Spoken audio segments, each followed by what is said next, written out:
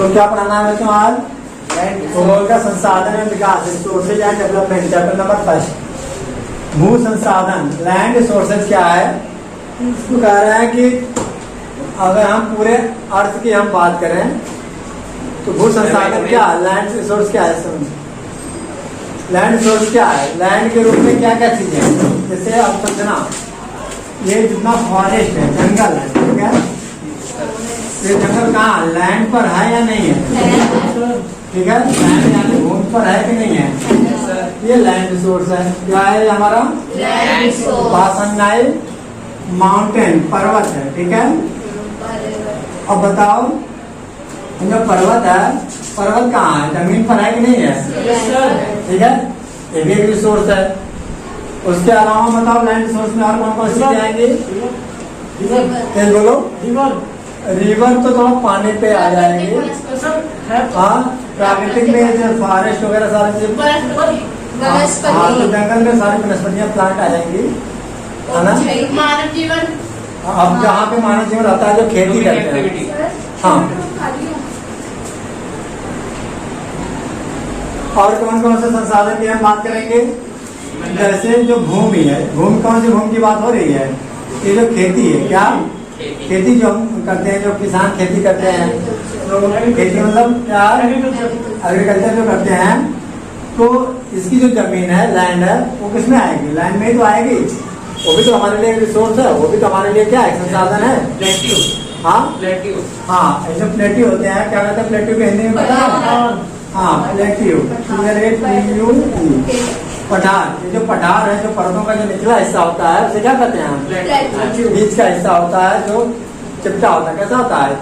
चिपटा होता है, प्लेन होता है, ठीक है? हाँ, और ये जो परिवहन वगैरह चलते हैं, सारे कहाँ चलते हैं? रोड वगैरह, सड़क वगैरह कहाँ बने हुए हैं? लैंड पर ही तो बने हुए हैं। लैंड पर, जमीन पर बने हुए हैं। क्या सड़क, रोड वगैरह सब सारी चीजें कहाँ बनी है? जमीन पर। ये भी तो संसाधन है।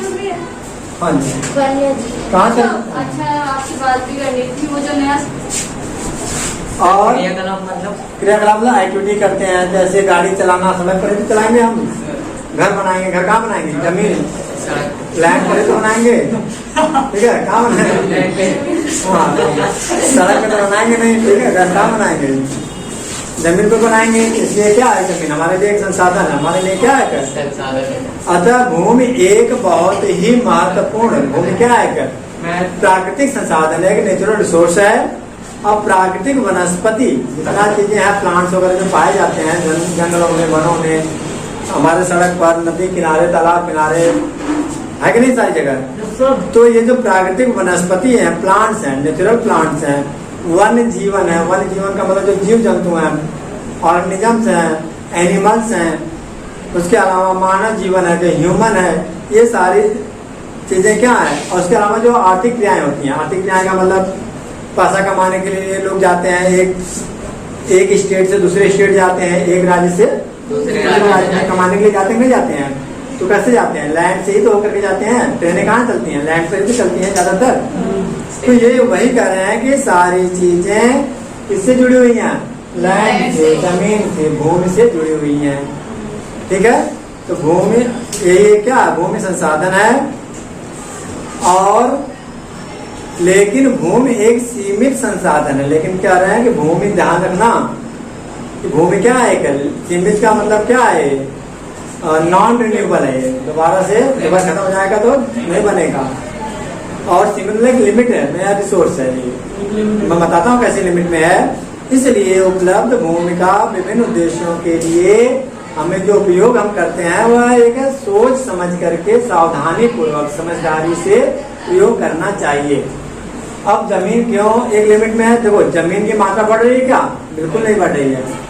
और इसी पृथ्वी पे जो जमीनों, मकानों की संख्या क्या हो रही है? लगातार बढ़ रही है, ठीक है? अब मकान जो बढ़ रहे हैं, क्यों बढ़ रहे हैं? क्योंकि जंगलों को काटा जा रहा है। जमीनें नहीं बढ़ रही हैं, जमीन, भूमि नहीं बढ़ रही है। क्या बढ़ रहा है? बल्कि पॉपुलेशन बढ़ रहा है। पॉपुलेशन बढ़ रहा है तो मकान की संख्या बढ़ रही है, लेकिन भूमि एक लिमिट में है। तो क्वेश्चन क्या लिखोगे? लिख लो, भूमि किस प्रकार का संसाधन है। पहला क्वेश्चन तो ये लिखो, भूमि संसाधन क्या है? What is land resources, what is land resources. First लिखो भूमि संसाधन क्या है। अच्छा सेकंड क्वेश्चन क्या बनेगा, हाँ भूमि किस प्रकार का संसाधन है, which type of land resource,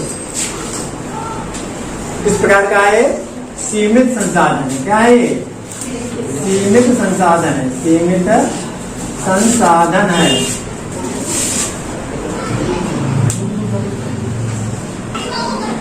कह रहे हैं कि इसके अलावा और क्या क्या जमीन के रूप में है, भूमि के रूप में है, भू के रूप में है।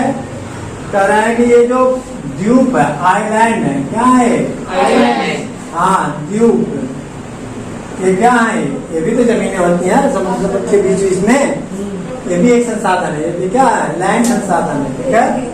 उसके अलावा कह रहे हैं कि पूरे वर्ल्ड का 43% क्या है, 43% प्रतिशत भू क्षेत्र मैदान है। कितना है, कहाँ की बात कर रहे हैं, ये भारत की बात कर रहे हैं। क्योंकि वर्ल्ड में कितना है, वर्ल्ड में कितना परसेंट पता है, 75% क्या है, वाटर है।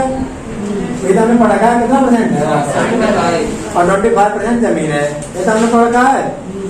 लेकिन केवल हम भारत की अगर हम बात करें, कहाँ की, इंडिया की हम बात कर रहे हैं, भारत में जमीन कितना परसेंट है, 43%। कितना संसाधन, 43। हाँ ये बात को ध्यान रखना।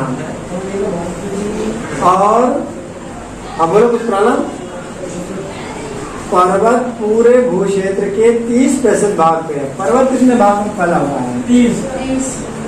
कितना है, 30% क्या है यहाँ पे इंडिया में। भारत के बारे में बात हो रही, ध्यान रखना। और आगे ये पर्वत कुछ 12 मासी नदियों के प्रवाह को सुनिश्चित करते हैं, क्योंकि इन पर्वतों से क्या निकलता है, क्या निकलती है, हाँ ये नदियाँ 12 मासी का मतलब 12 ईयर्स, 12 मंथ। ठीक है, 12 मंथ का 12 के 12 महीने तक, 12 मासी का मतलब क्या होता है, लगातार इन नदियों में पानी होता है। गंगा का पानी कभी सूखता है क्या, तो कहाँ से आती है गंगा नदी, कहाँ से निकलती है, हिमालय से। कहाँ से, ठीक है, जब हिमालय से निकलती है तो 12 महीने, उसी को 12 मासी बोलते हैं। क्या बोलते हैं, हाँ 12 मासी। इसमें क्या बोला देना, तो 12 मंथ है, मासी मतलब मंथ से। ठीक है, हाँ। और नदियों के प्रवाह को सुनिश्चित करते हैं, जो जिससे क्या क्या संसाधन है। अब ये नदियाँ, ये जो पर्वत है, ये हमारे रिसोर्स के रूप में कैसे आते हैं, ये जो नदियाँ हैं ये हमारे रिसोर्स के रूप में कैसे यूज किए जाते हैं।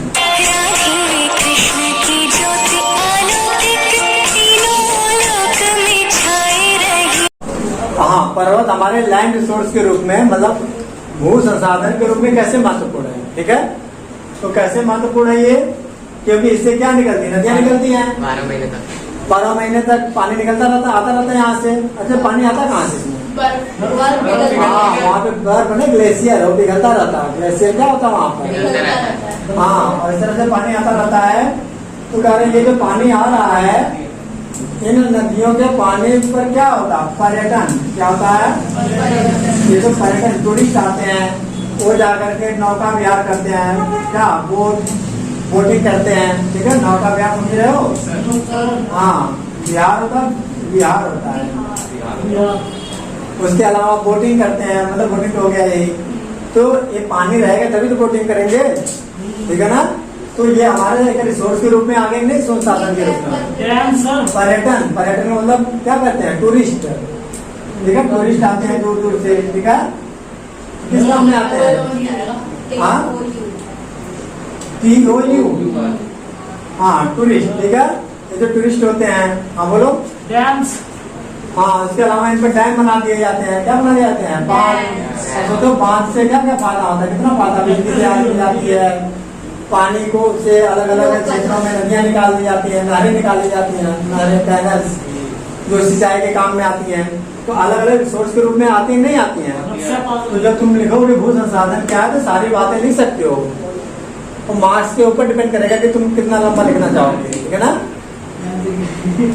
और हाँ कर इसके अलावा पारिस्थितिकी के लिए, अच्छा ये क्या होता है पारिस्थितिकी, क्या होता है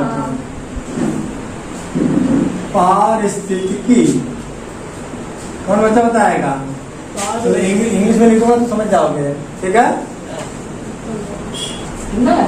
चलो देखना बच्चों क्या मैं बता रहा था, इकोसिस्टम क्या आएगा? इकोसिस्टम। हाँ, अब ये क्या इकोसिस्टम होता है? पारिस्थितिकी है ना, इकोसिस्टम बोल सकते हैं। हाँ ये है ना परिस्थिति है ना, इकोसिस्टम। इकोसिस्टम इकोलॉजिक बोलते हैं, इकोसिस्टम है। Ecological aspect. हाँ इकोलॉजिकल बोल सकते हैं, क्या बोलेंगे हम? Ecological expect. पारिस्थितिकी और इकोसिस्टम बोलते हैं पारितंत्र। अच्छा क्या होता है ना, पारितंत्र होता है। पारितंत्र क्या है? इकोसिस्टम। और ये क्या आएगा? इकोलॉजिकल। इकोलॉजिकल आगे ठीक है। और क्या है ecological? Except ASPECT। ASPECT aspect है ना। ये क्या है, क्या बताना क्या चाहता है? ये जो नदियां वगैरह निकलती हैं, ये कह रहे हैं इकोसिस्टम तैयार करता है। क्या तैयार करता है? इकोसिस्टम। यानी इकोलॉजिकल एस्पेक्ट तैयार करता है, पारिस्थितिकी तैयार होती है। अब ये होता क्या पारिस्थितिकी? कोई बच्चा बताएगा? इकोसिस्टम याद है? इकोसिस्टम याद है? इकोनॉमिकल एक्टिविटी होती है। नहीं, इकोसिस्टम क्या है? जहाँ पर जीव जंतु एक दूसरे पर डिपेंड रहते हैं, खाना पीना खाते हैं। हाँ, तो पारितंत्र कहते हैं ना इकोसिस्टम। तो वही अब जो इकोसिस्टम में बनता है पारितंत्र, उसी को हम क्या कहेंगे यहाँ पे? पारिस्थितिकी। एक सिचुएशन बनता है, एक सिचुएशन तैयार होता है जिसके जहाँ पर क्या होता है, लोग अपने आर्थिक गतिविधियां करते हैं, आर्थिक एक्टिविटी करते हैं, ठीक है? चाहे वो पर्यटन हो, टूरिस्ट हो, चाहे नौका विहार हो, ठीक है, बोटिंग वगैरह हो। उसके अलावा कह रहे हैं कि जो पठार है ये कितना परसेंट हमारे क्षेत्र में, हमारे भारत में फ्लैटिव कितना परसेंट है? फ्लैटिव, ठीक है, लिख लो 27% क्या हमारे देश में फ्लैटिव पठार है, ठीक है। इसके अलावा ये रेट कर दूं, तुम्हें लिखना नहीं है, तुम सारा जानते हो ना, कल किसी में सारा जितना लिखवाता है ना बोर्ड पे, सारी चीजें लिखते रहा करो सारे। अब भारत में एक चीज है, वो क्या पाई चार्ट बना करके समझ लो क्या कि कितना परसेंट कौन है। ये कह रहे हैं कि ये जो 27% कितना परसेंट है? हाँ, थोड़ा सा ज्यादा, थोड़ा सा कम है ना। ये 30। ये ऊपर वाला 27% है। ये क्या चीज है? 27% प्लेटिव क्या है? येलो कलर का बताओ, ठीक है। और दूसरा क्या आएगा? 30% है। 43% है। तो क्या है ये बता, तो मैदान होगा, ठीक है, मैदान। और बताना लास्ट क्या आएगा? पर्वत कितना आएगा? पर्वत, ठीक है, माउंटेन। बात समझ आए? ये परसेंटेज अलग अलग याद रखना, बना लो टेबल, पाई चार्ट, कैसा नहीं पाई चार्ट, ठीक है ना।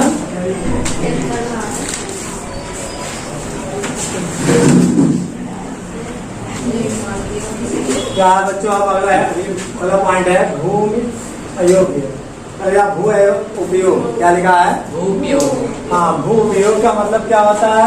Land utilisation. हम भूमि का उपयोग किस किस तरीके से करते हैं, किस किस तरीके से हम करते हैं, सब एक एक करके पढ़ेंगे हम।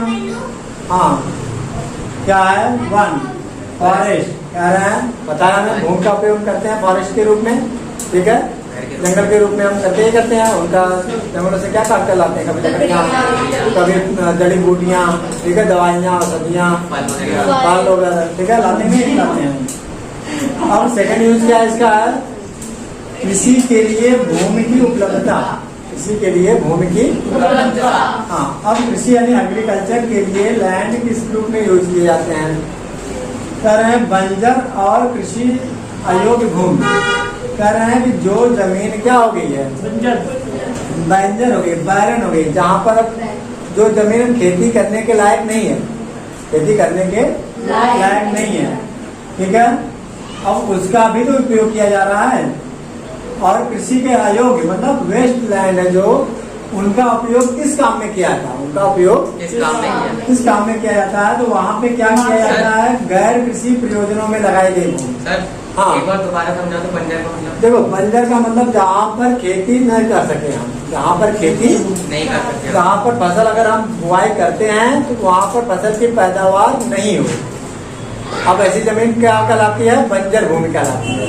बंजर बस ये बंजर क्यों हो जाती है, हम कहीं पर किसी जमीन पर लगातार खेती कर रहे हैं, हम लगातार क्या कर रहे हैं, खेती कर रहे हैं। एग्रीकल्चर कर रहे हैं। ऐसे में क्या होगा कि उसकी जो उर्वरा शक्ति होगी जमीन की, कौन सी शक्ति है, उर्वरा शक्ति, जो फर्टिलाइजर जो होगा उसके अंदर वो सब क्या आ जाएगा, खत्म हो जाएगा, सब सारा क्या हो जाएगा, खत्म हो जाएगा। प्लांट्स होंगे, प्लांट्स की जो जड़ें होंगी, जो हम बार बार खेती करेंगे, जो पौधे लगाएंगे हम उसमें पौधे मतलब जो गेहूं की बुआई करेंगे, चावल की बुआई करेंगे, सोइंग करेंगे, तो वो क्या होगी, सारी एनर्जी ले लेगी, पेड़ प्लांट से ले लेंगे, तो उसके अंदर कोई एनर्जी नहीं रह जाएगी। अब वो लैंड कौन सी लैंड कहलाएगी, वो बंजर बंजर कहलाएगी, बैरन।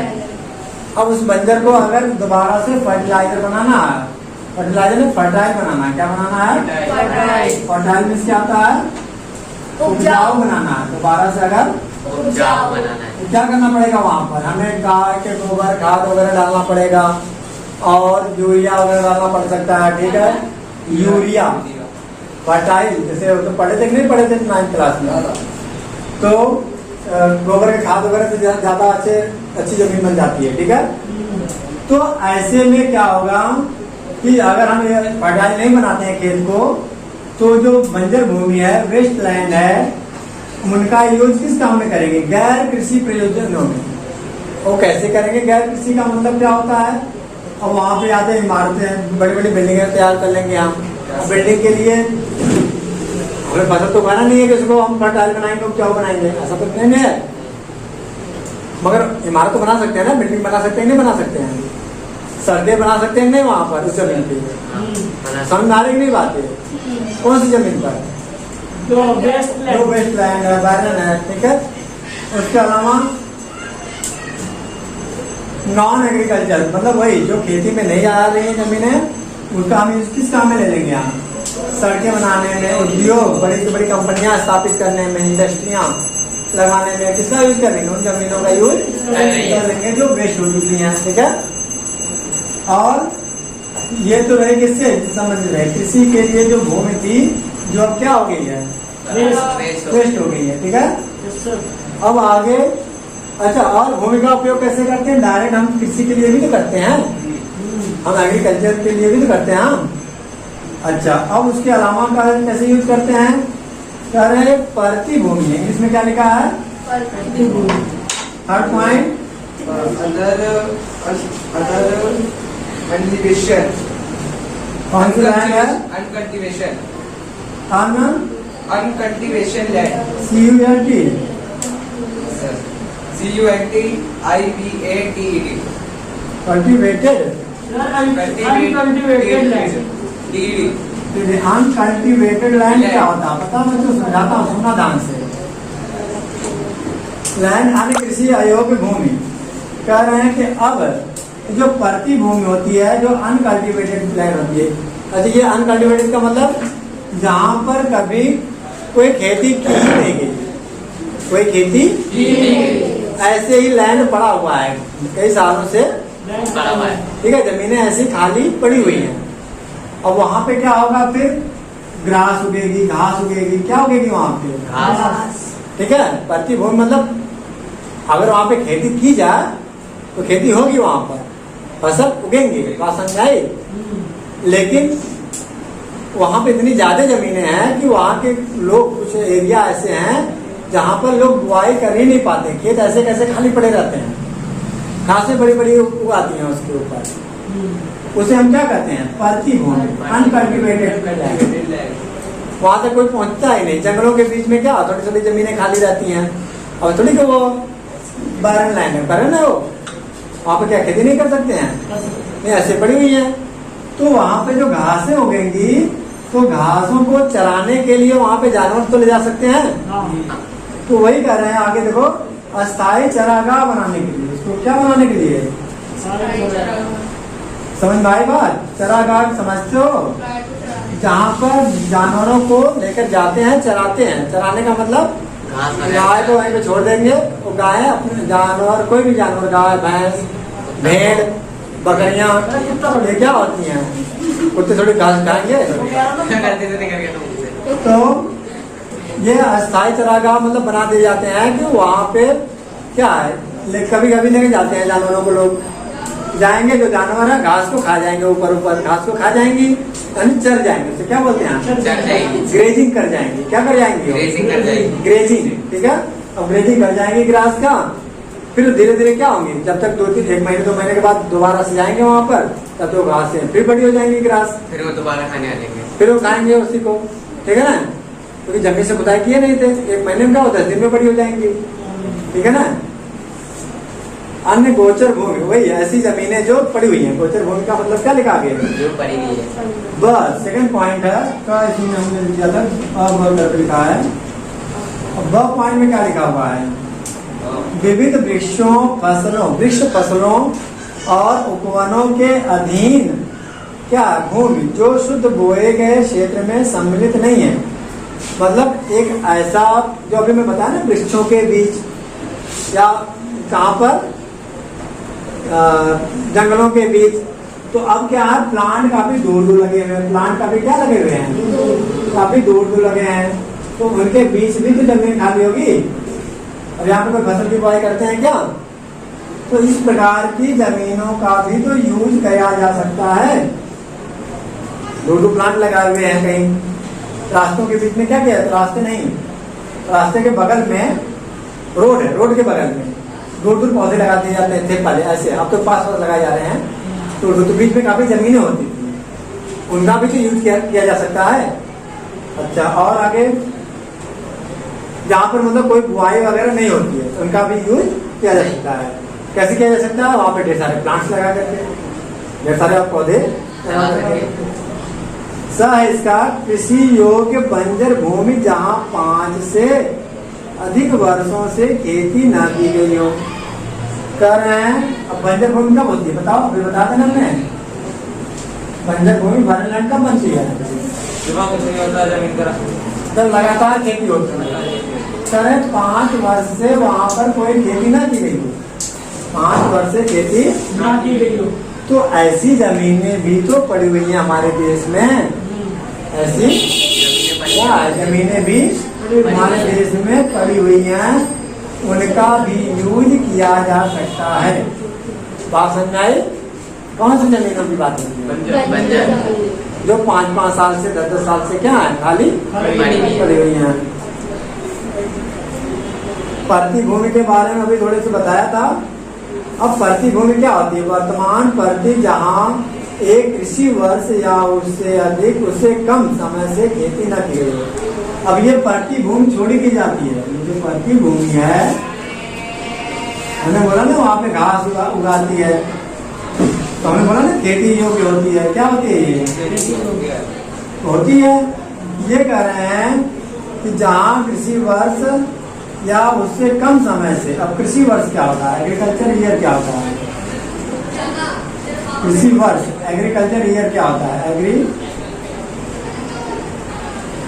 ईयर क्या होता है, ठीक है। एग्रीकल्चर ईयर क्या होता है कि जहाँ पर क्या, तो क्या अभी पूछता हूँ।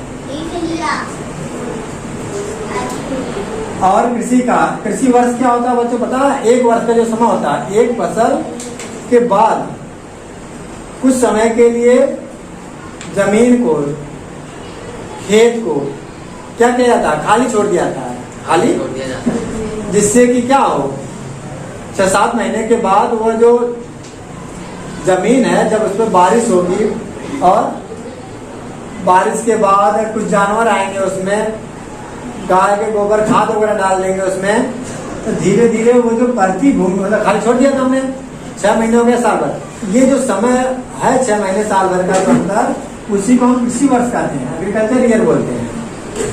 बात समझ में आई?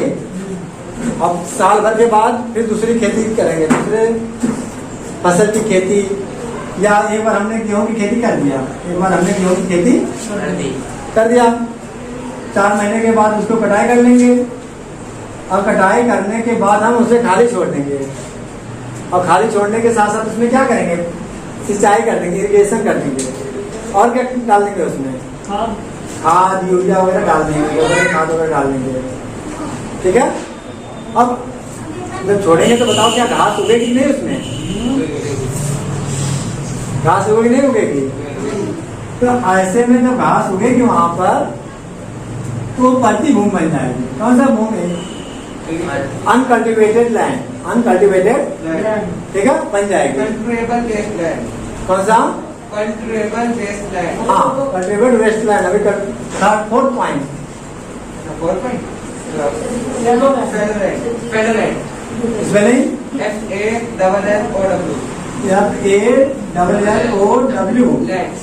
फैलो लैंड, यही पति भूमि उसी कहते हैं फैलो लैंड। ठीक है, अब क्या होती है समझ में आ रहा है ये बात, वेस्ट लैंड नहीं होती है ये क्या है, 6 महीने साल भर 2 साल के लिए खाली छोड़ दिया जाता है। जो मतलब खाली पड़े रहते हैं। हाँ, जिसके पास ज्यादा जमीन है, ठीक है, वो खेती नहीं कर पा रहा है, तो साल भर 2 साल इधर वाली एरिया में मतलब दूसरी जगह खेती करेगा, फिर साल भर छोड़ देगा, तो उसके पास टाइम ही नहीं इतना कि खेती करे हो, या नई लेबर लगा पा रहा हो, तो दूसरी जगह खेती करेगा, तब तक साल भर छोड़ देगा उसको। वहाँ की क्या हो, उससे फायदा क्या होगा उसको कि अलग से उसको खाद वगैरह ज्यादा डालना नहीं पड़ेगा, अलग से पैसे नहीं लगाने पड़ेंगे, और साल भर के बाद वो जमीन तैयार हो जाएगी तो 12 से फिर उसी में बुआई कर लेगा फसल की। पसंद आई। तो इस तरह से वह क्या करेगा, 4 महीने, अच्छा मैं ये बता रहा था कि गेहूँ 4 महीने के बाद काट लेगा तो 8 महीने का टाइम बचेगा अगली बार बुआई करने के लिए, तो 8 महीने तक ये परती छोड़ देगा। और क्या करेगा वो, वहाँ पे घास वगैरह क्या होंगी, उगाएंगे घास क्या होंगी, ठीक है, और वो घास से किस काम में आएंगे, पाचन में आए नहीं। तो और आगे लास्ट है शुद्ध, 5th पॉइंट है शुद्ध निवल बोया गया क्षेत्र, ये क्या है, 5th शुद्ध निवल, क्या बोलते हैं इसको, शुद्ध या निवल बोलते हैं इसी को, बोया गया क्षेत्र। इसमें क्या लिखा है, net sown area, spelling NET net, NET net, अच्छा नेट है, नेट शुद्ध, हाँ नेट SOWN सोन एरिया,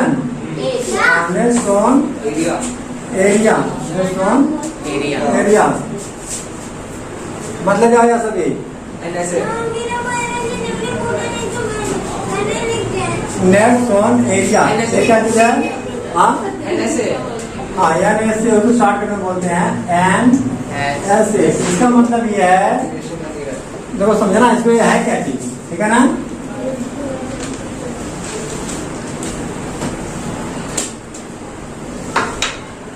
यदि एक कृषि वर्ष में एक बार से अधिक बोए गए क्षेत्र को शुद्ध बोए गए क्षेत्र से जोड़ दिया जाए तो सकल कृषि क्षेत्र कहलाता है। देखो अब क्या है कि हमने क्या बोला था अभी, 4 महीने के लिए गेहूं बोया गया था खेत में, कितने महीने के लिए गेहूं बोया गया था, तो जिस खेत पर जिस जमीन पर इस खेत में जो 4 महीने के लिए गेहूं की बुआई हुई थी, वो जो क्षेत्र है, वो जो खेत है, फील्ड है, वही फील्ड क्या कहलाती है, शुद्ध सोन एरिया, शुद्ध बोया गया क्षेत्र कहलाता है, जहाँ पर अच्छे से खेती की गई, जहाँ पर अच्छे से खेती, जिस जमीन से खेती की गई है वो जमीन क्या, कौन सी जमीन कहलाएगी, समझ आई बात। लिख लो क्वेश्चन, क्या देखो 5 पॉइंट उसमें लिखोगे भूमि उपयोग में, एक ये अलग से भी कर लो कि शुद्ध या निवल बोया गया क्षेत्र क्या है, ठीक है ना बच्चों, बस यहाँ तक कर लो। इंग्लिश में क्या है सर?